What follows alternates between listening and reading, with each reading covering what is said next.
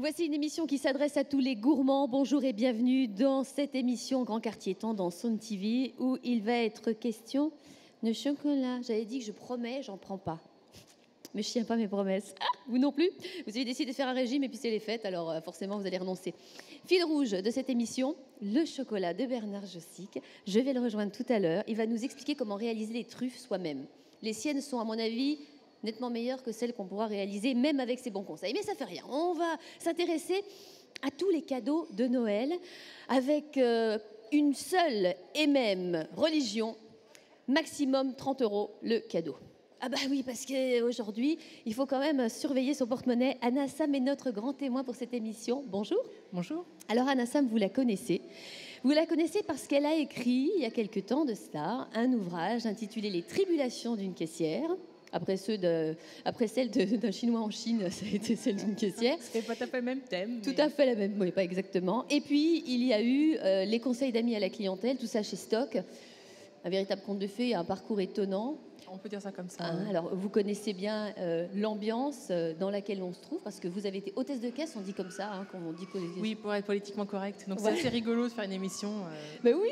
dans une grande surface. Ben oui, c'est étonnant. Alors, merci d'abord de passer nous voir, parce que vous êtes une authentique rennaise, vous avez fait parler de ce métier et de cet univers, autrement, avec des clins d'œil, avec pas mal d'humour, et on va le comprendre durant cette émission, parce que vous interviendrez très souvent. On parle cadeau pendant toute l'émission. Je pense que quand on a fait votre métier, on a une culture encyclopédique de ce qu'on peut offrir. Il y a sans doute des choses que vous avez découvertes, que vous ne saviez même pas que ça se vendait, non ? Je dirais même plus que pendant les périodes des fêtes, c'est plutôt pendant la période des soldes qu'on découvre des articles qu'on ne soupçonne pas. Ouais. Et c'est vrai que moi, j'ai le souvenir, par exemple, d'avoir découvert des vêtements que je n'avais jamais vus ailleurs que pendant les soldes, où je me suis dit, ça aurait fait très bien sous le sapin de Noël. Je me rappelle notamment d'une espèce de doudoune qui allait de haut jusqu'en bas, mais complètement bombée, oui. Et en blanc pétant. Oui. Et je me disais, c'est une vraie guirlande. Donc ça, c'est ce qu'on retrouve dans vos ouvrages. Ça vous amuse régulièrement. On vous a demandé, je suppose, de l'aide au moment des cadeaux de Noël, non ? Quand on passait avec les cadeaux oui, et autres. Des fois, c'est très drôle parce que les gens imaginent qu'on a une culture complètement totale sur le magasin et sur la vie des gens aussi. C'est ce que je pensais aussi, moi, oui. Non, quand même pas à 100%, loin de là d'ailleurs. Mais j'ai le souvenir notamment d'une personne qui venait et qui avait acheté... si je me souviens, c'était des lampes. Il y en avait une bleue et une rouge. Et il me regarde et il me dit, à votre avis, laquelle irait le mieux dans mon salon, la bleue ou la rouge ? Écoutez, je ne vois pas votre salon, je ne le connais pas, mais on va dire la bleue. Et le client très content, merci. Et ça y est. Et voilà, il était content. Et c'était fait. Voilà, donc il imagine sans doute que j'ai un goût inné sur les couleurs, sans doute. Eh ben voilà, mais pourquoi pas, hein. Ça fait partie aussi du travail. On en profite pour faire un petit clin d'œil à celles qui travaillent ici à Géant, qui sont juste à côté et qui suivent aussi l'émission au moment où elles peuvent venir nous rejoindre. Alors, il y a des cadeaux, beaucoup à Noël, il y en a aussi à Nouvel An. À quel moment on dépense le plus ? À quel moment on est le plus généreux, Anna ? Je pense quand même que ça reste à Noël, parce qu'on le voit surtout au niveau des jouets. Là, faut être honnête, c'est quand même les enfants qui sont rois sur ce coup-là. Ah bon, les grandes personnes, moins ? Non, quand même les enfants, d'ailleurs. D'abord. Parce que les caddies sont pleins de jouets, de paquets monstrueux. Et je trouve ça toujours étonnant, d'ailleurs, quand je vois les parents qui viennent faire leurs courses avec les enfants, avec les cadeaux de Noël. Parce que ça doit être extrêmement tentant pour eux aussi de se dire... Je l'aurai qu'à Noël. Ça, c'est un peu vrai. C'est un peu le supplice de Chantal. Anna, on vous retrouvera tout au long de cette émission. Et je pense que vous avez dû sentir, pour l'instant, il n'y a pas d'odorama à la télé. Ça viendra peut-être. Hein. Mais notre fil rouge, c'est Bernard Jossic, le chocolatier que vous connaissez bien ici à Grand Quartier. Bernard, c'est terrible ce que vous êtes en train de faire. Je ne sais pas, je vais vous tendre le micro parce que vous avez les deux mains prises, comme tout artisan qui se respecte. Alors, je vais vous interrompre quelques instants. Qu'est-ce que vous êtes en train de faire, là ? En fait, je suis en train de faire une ganache pour faire des truffes nature. Donc, la ganache, c'est la garniture qui est à l'intérieur ? Tout à fait, voilà. Alors, donc, j'ai fait cuire ma crème avec mon beurre pour que ce soit quelque chose de bien homogène. Et en même temps, ça va me permettre de faire fondre mon chocolat. Oui. Et je vais laisser mon chocolat fondre gentiment maintenant dans la crème chaude. Oui. Et ensuite, je vais passer un petit coup de mixeur pour bien lier ma ganache et je vais la couler dans un cadre. Rien que comme ça, c'est très joli. Alors, on va, avec vos beaux conseils, essayer de faire nous-mêmes, de voir si on peut par hasard prendre une leçon sur la fabrication des truffes. Vous avez eu aussi la grande gentillesse de nous apporter quelques-uns des chocolats que vous proposez. Au moment de Noël, c'est le bonbon qui reste quand même la star du chocolat. Le métier aussi du chocolatier, c'est de transformer le chocolat en bonbon de chocolat, comme j'ai dit tout le temps. Oui. Et c'est vrai que Noël, c'est le grand rendez-vous des chocolatiers. C'est vrai qu'on essaye de faire un bel assortiment de bonbons de chocolat, les truffes, les tablettes à la casse, les moulages, tous les chocolats pour faire plaisir au moment des fêtes. Voilà. Alors il y a beaucoup de choses très originales. Il y a même tout se mange. Il y a les boîtes où tout se mange, même la boîte se mange. Voilà. J'adore. Et puis il y a aussi ça là qui fait son apparition. Ce sont les plaques de chocolat qu'on a cassées déjà. Tout à fait. Donc ça va être des plaques avec des amandes caramélisées, noisettes caramélisées ou du chocolat au praliné. On va avoir aussi du chocolat à la fève de tonka, plus épicé un petit peu. Alors les truffes, on vient de les voir. Thibaut vient de nous faire un plan là-dessus. Faut combien de temps? Alors déjà, combien de grammes par personne? Par personne. Ça dépend des gourmands. Les gourmands. Au-delà d'un kilo, il faut commencer à se méfier. Là, vous voyez, j'étais parti pour faire à peu près une cinquantaine de truffes. Donc ne bougez pas, vous qui regardez cette émission. Il y a une cinquantaine de truffes, donc en gros, il y en aura au moins une par personne. D'accord? Voilà. Donc on a prévu à peu près 330 grammes de crème. Oui. Non, 330 grammes de chocolat, pardon. 250 grammes de crème et 50 grammes de beurre. Voilà. Il y a combien d'étapes pour faire les truffes? Alors, on va dire, il y a l'étape de la cuisson, l'étape qui vient d'être faite là. Après, on va voir le tablage. Une fois qu'on aura tablé, on va attendre que le chocolat, que la ganache cristallise. Et après, il va y avoir l'étape d'enrobage. L'enrobage, c'est vrai que le chocolatier, lui, va enrober sa ganache avant de la rouler dans le cacao. Beaucoup de gens vont des fois faire leur ganache et la rouler directement dans le cacao. Oui, c'est ce qu'on fait à la maison. On peut le faire avec du chocolat à croquer. On a un résultat parce que vous avez un autre chocolat. Voilà, c'est vrai que si on travaille un chocolat de laboratoire, ce sera plus facile de réaliser une ganache avec un chocolat de laboratoire qu'avec un chocolat de couverture. Parce que dans le chocolat de couverture, on a plus de beurre de cacao, donc on a plus de risque de faire trancher notre ganache. Voilà. Alors, une ganache qui tranche, c'est une ganache qui vient granuleuse. Oui, c'est ça. Donc après, au niveau du goût gustatif, c'est pas terrible. Ouais. Alors par contre, il y a quand même une petite astuce.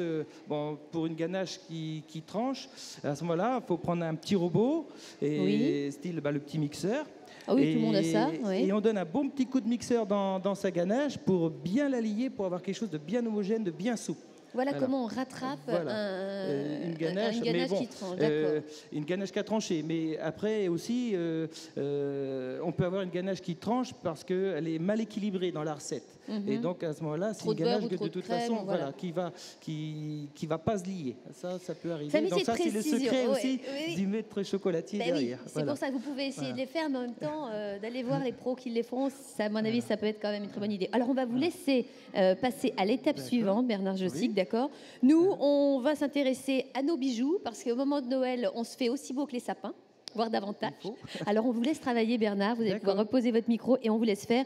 On vous observe, rassurez-vous. On n'est pas l'œil de Moscou, mais pas loin tout au long de cette émission. Pendant les interviews, on regarde où vous en êtes. Allez, les bijoux.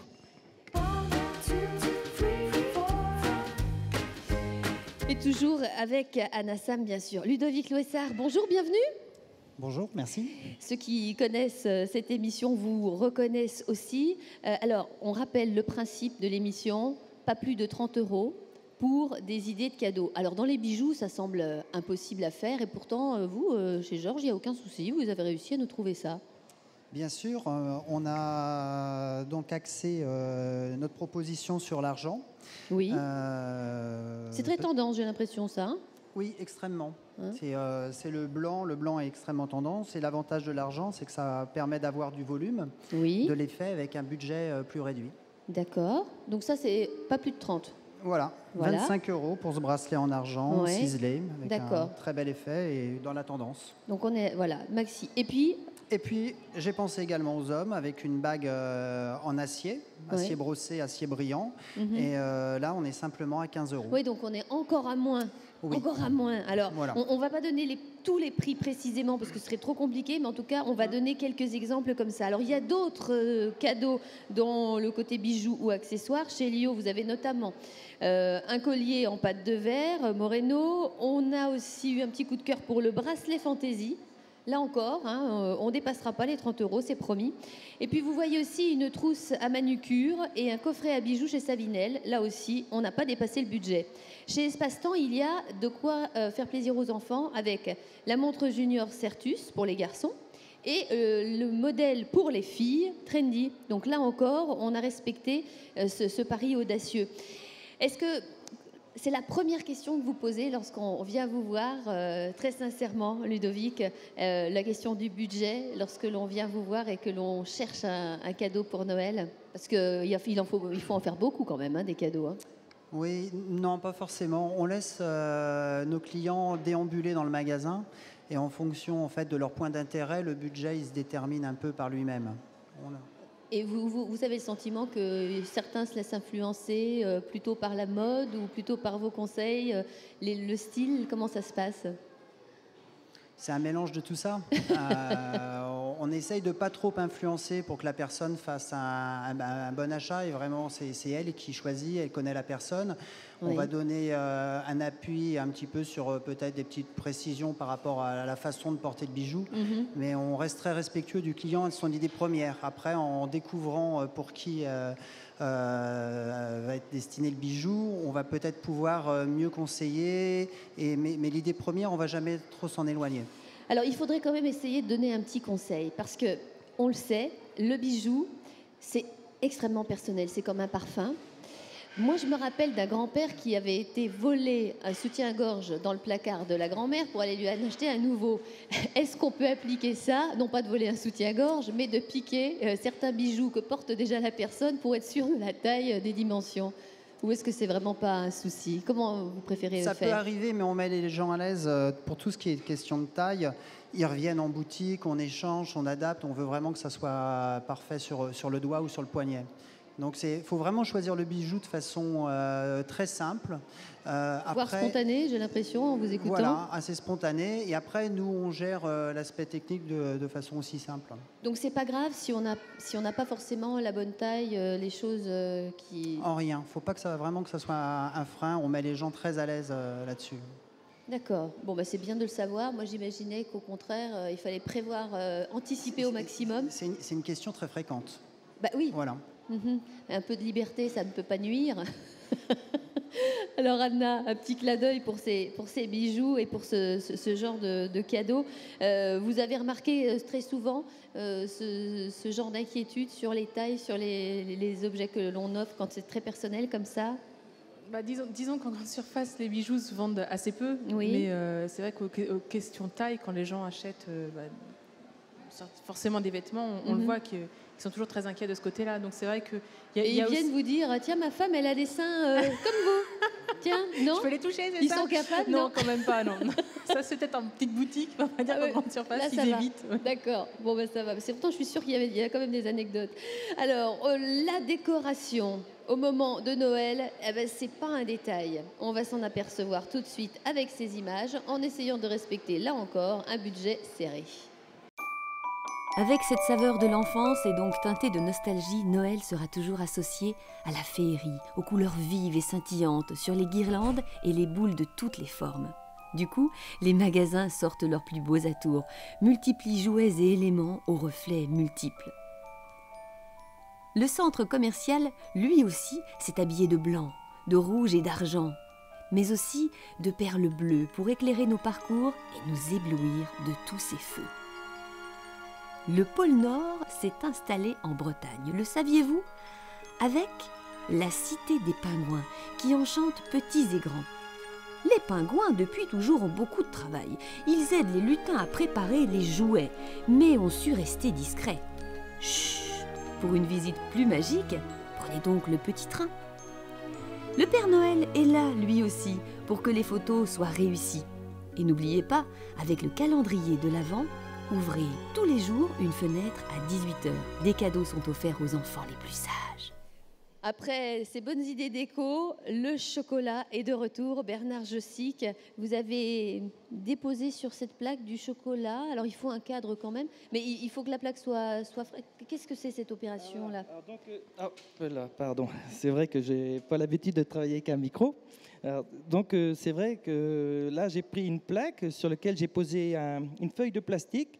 Nous on appelle ça une feuille de papier guitare, mais bon, on peut prendre une feuille éventuellement aussi, une feuille de papier cuisson. C'est vrai que j'ai mis un petit peu de chocolat sur ma feuille pour pouvoir justement décoller plus facilement ma ganache après, une fois que ma ganache sera croûtée, pour pouvoir la découper. Voilà. C'est ce qu'on appelle chablonner notre plaque. Très bien. Alors là, ce que vous êtes en train de remuer avec la maryse, parce que je sais comment ça s'appelle une maryse. Voilà. C'est pas Marivonne ou Argelène, on est d'accord? C'est encore quelque chose que vous allez mettre là? Alors là, ça y est, c'est en fait ma ganache qui est rendue. Oui, donc la crème, le beurre. Voilà, tout à fait. J'ai un mélange bien homogène, quelque chose de bien souple. Donc ça y est, je vais pouvoir la couler dans mon cadre pour pouvoir ensuite attendre que ma ganache durcisse, cristallise de retour et la découper et ensuite l'enrober dans le chocolat pour pouvoir la rouler dans le cacao poudre. Alors pour les besoins de l'émission, évidemment, on va nous accélérer un petit peu les choses, mais vous allez nous montrer ce très très beau geste que l'on va regarder. Je vais vous reprendre ce micro, Bernard, et puis on reviendra vous voir tout à l'heure. Ça sent bon, mais c'est un véritable supplice. C'est un véritable supplice. Vous savez qu'on a des beaux métiers, mais des fois, le supplice de Tantale à côté, ce serait juste une plaisanterie, vous voyez. Ah là là, terrible. On va venir goûter ça tout à l'heure. Allez, on va parler, si vous êtes d'accord, maintenant, de notre beauté en cette période. Et c'est pas un petit détail. Allez, on y va.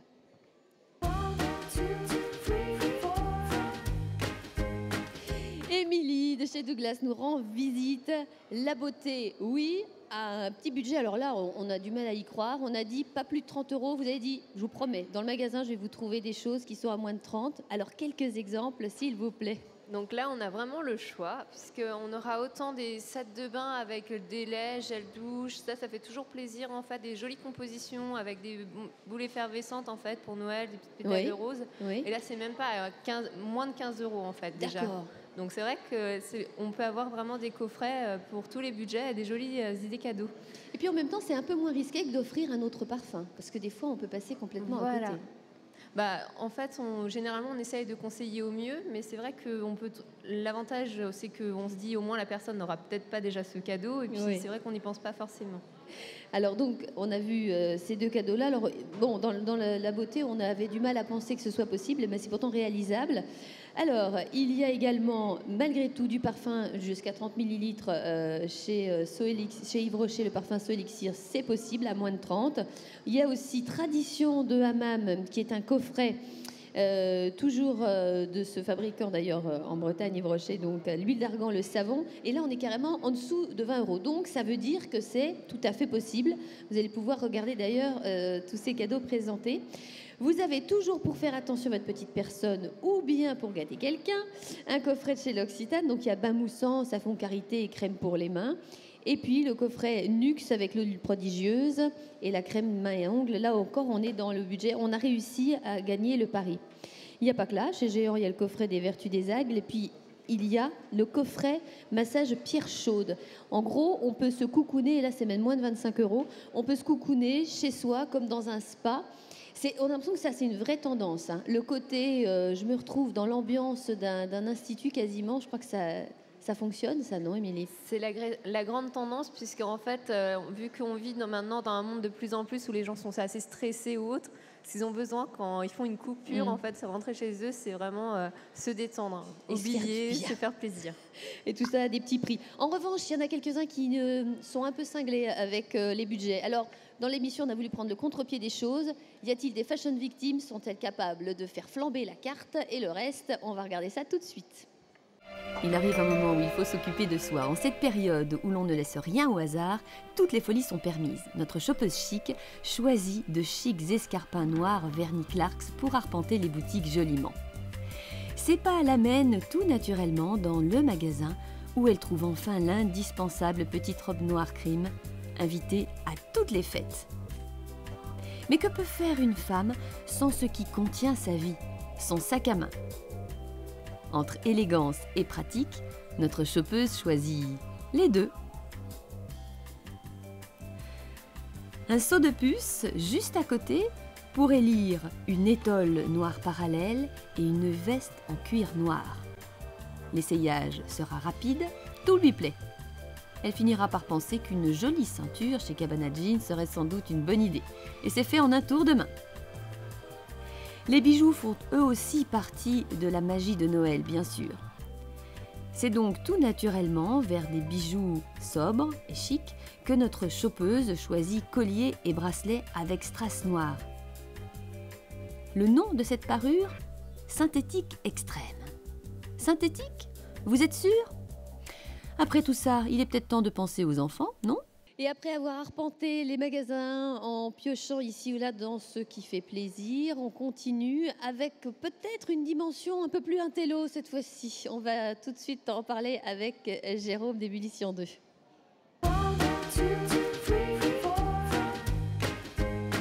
Et je ne suis pas peu fière de présenter Jérôme, Anna. Vous devez un peu connaître quand même Anna Sam, auteur des Oui, ça va, Tribulations. on l'a eu souvent au pile quand même au niveau du magasin, ce qui est bien quand même. Hein. Ouais. C'est quand même un livre qui est quand même, le succès est quand même parti par un effet de bouche à oreille assez fabuleux quand même, comme on peut retrouver pour certains auteurs. Donc pour Anna, c'est vrai que ça a été le cas au niveau du magasin. Ouais, Donc en termes de distribution, c'est vrai que c'est très bien. Il est toujours bien sûr dans les rayonnages actuellement. Et ça Tout est marche disponible. très très fort. Et ça marche toujours, oui. Alors, Ça continue. est-ce que dans les bouquins, Jérôme, il est possible de respecter le moins 30 €? Oui, avec tous les Oui. livres de poche déjà. Voilà, il y a tous Bon, les mais livres enfin, de poche qui sont possibles, mais on hormis peut ça. également avoir du beau livre, des sélections qui sont également possibles, surtout maintenant avec des versions brochées comme celle-ci.